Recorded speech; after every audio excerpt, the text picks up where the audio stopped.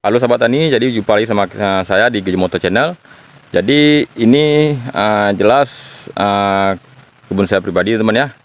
Dan jangan ditanya ini bibit apa ya, karena masih misterius teman ya.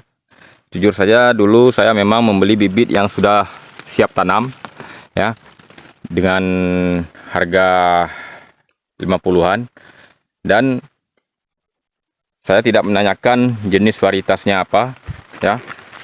Begitu saya lihat kondisi bibit pun masih bagus, dan langsung saya angkat untuk saya tanam.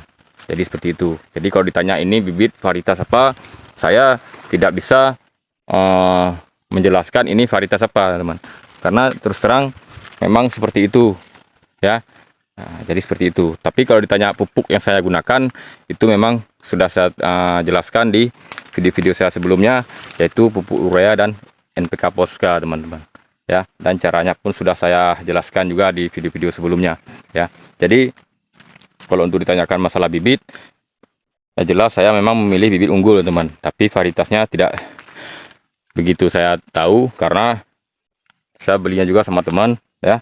Jadi tidak mungkin teman kita itu memberikan bibit abal-abal. Jadi begitu saya rasakan hasilnya sekarang ini memang luar biasa teman ya.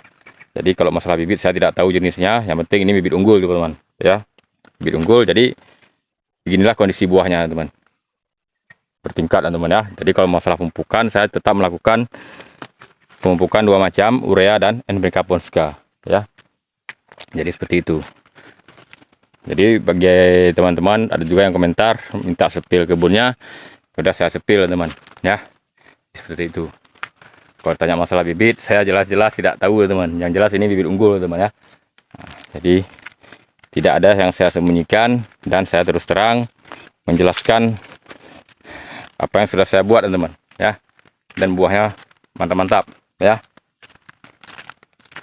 Yang jelas ini memang bibit unggul teman. Dan ini contoh kebun saya teman. Nah, jadi seperti ini. Karena kalau masalah bibit saya kurang tahu juga teman ya.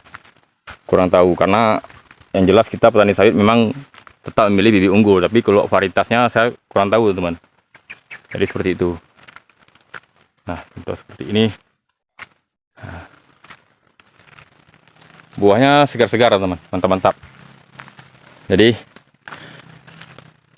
kalau masalah pemupukan memang sudah saya jelaskan teman, tidak ada yang saya rahasiakan ya. Mantap-mantap buahnya. Jadi seperti itu. Nah, ini bagi para komentar, mungkin ada yang sudah minta lihat kebunnya, dan hari ini sudah saya kasih lihat teman ya. Nah, jadi kalau bibit, mohon maaf, memang saya tidak tahu. Tapi kalau masalah pupuk, tetap saya kasih tahu, yaitu urea dan Posca. Karena tidak ada yang kita tutupi teman, terus terang saja. Jadi seperti itu ya. Karena buahnya ini masih mantap-mantap, saya tengok teman-teman ya, masih bagus-bagus. Dan jadwal panen mungkin hari Rabu atau Kamis teman-teman. Segar-segar, semua ada buah teman. Jadi kalau kita dalam budidaya sawit mungkin harus tetap memilih kondisi bibit yang unggul dan pemupukan yang rutin ya. Tidak perlu banyak, yang penting rutin teman-teman, itu kuncinya.